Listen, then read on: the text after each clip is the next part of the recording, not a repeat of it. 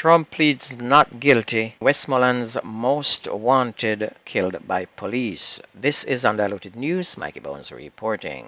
Former U.S. ex-president Donald Trump turned up in D.C. court yesterday on charges for his role in trying to overturn the 2020 election, which he lost to President Joe Biden.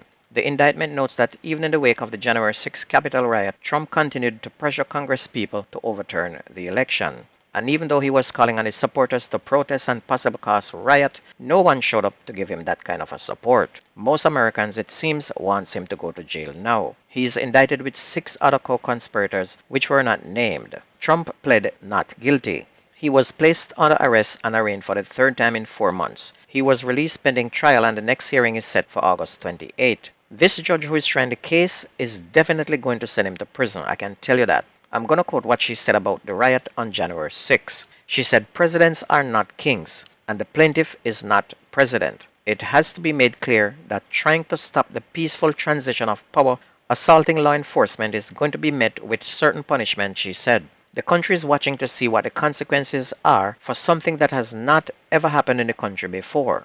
Adding that the January 6 rioters soiled and defaced the halls of the Capitol and showed their contempt for the rule of law. Those are direct quotes from her. What they're saying is that she's a yardie, which makes it all the more interesting, as you know that yard people not afraid of no boy.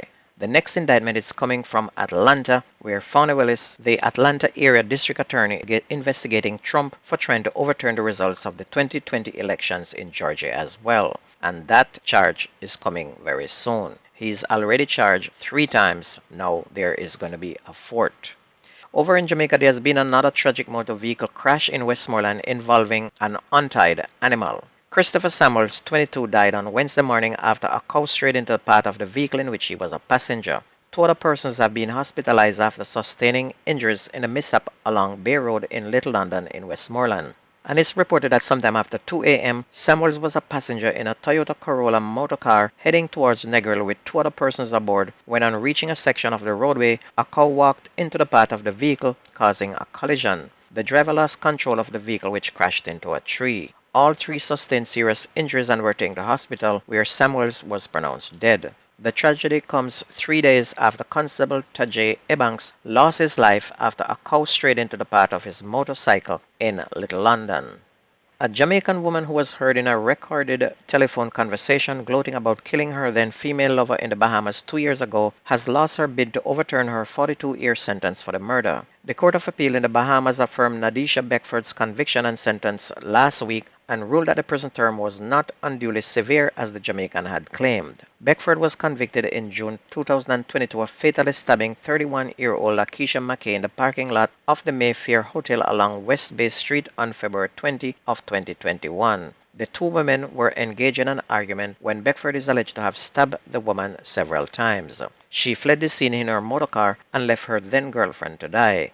The wounded woman was eventually rushed to the hospital, where she succumbed to her injuries 2 days later. The Jamaican contended that she stabbed McKay in self-defense, as the Bahamian woman had attacked her with a broken bottle, which she eventually managed to wrestle from her McKay's hand. The Jamaican reporter bragged about the stabbing of McKay, describing herself as a vampire and saying she would drink McKay's blood.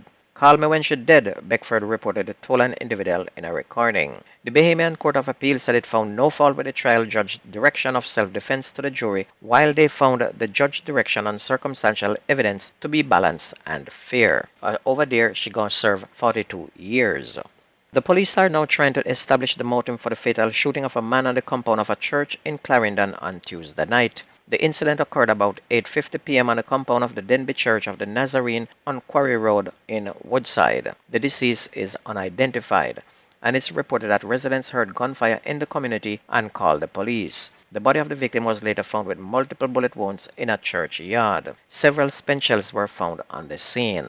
A man who was listed as Westmoreland's most wanted fugitive was shot dead during a reported confrontation with the police in St. Elizabeth on Wednesday morning. He's Nicholas Rubin, otherwise called Evil Lord, and it's reported that about 4 a.m. a police team went to a premises at 500 Lane in Burnt Savannah, St. Elizabeth in search of Rubin, and it's alleged that he challenged the police team and was fatally shot. A Glock pistol with several rounds was reportedly seized in the operation, and it was informed that Ruben, who was out on bail for murder, was linked to several cases of murder and shootings in Westmoreland. He was reporting on condition of bail in St. Elizabeth.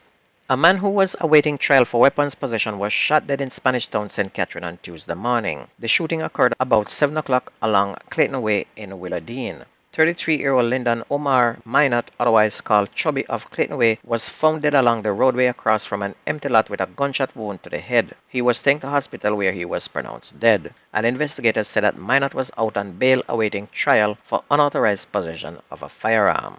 On to sports, Jamaica Reggae Girls now know who their next opponent is. The Reggae Girls will face hard-running Colombia on Tuesday, August 8 in the knockout stage of the tournament. Colombia just came from a 1-0 beating from Morocco, but still won the zone by winning their first 2 matches convincingly, while Jamaica in the process had sent South American giant Brazil crashing out of the tournament in a famous 0-0 draw in their final Group F match in Melbourne on Wednesday. And it's going to be very interesting to see who draw first blood in this game, as Bunny Shaw has not scored yet in the tournament, and I think she's going to be a force to be reckoned with in this next game. In the other game yesterday, South Korea drew 1-1 with 2-time World Cup winner Germany and knocked them out of the World Cup. And you can see that a lot of the giants who are expected to be in the top 4 are now out of the tournament. Germany is gone. Oh boy, Brazil is gone. And United States is just hanging on by the skin of their teeth.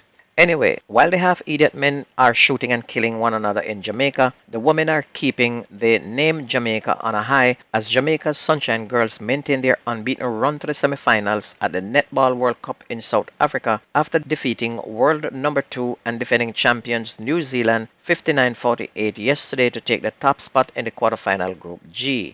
The Jamaicans, who were beating New Zealand for the very first time at the World Cup, started quickly and took the first quarter 15-11. New Zealand came back to take the next 2 quarters, but only by a goal, 12-11, 16-15, before the world number 4, Jamaica, pulled away in the final quarter, outscoring their more fancied rivals 18-19. So the women in football are kicking up rumpus, and the women in netball are kicking up rumpus. The men, oh boy, I don't know what to say. Anyway, if you ever miss the news on this radio station, please go to YouTube and type in Jamaican Undiluted News. Listen, like, share, and subscribe to keep it going. That's going to be news and sports on your favorite radio station. My name is Mikey Bones. I gone.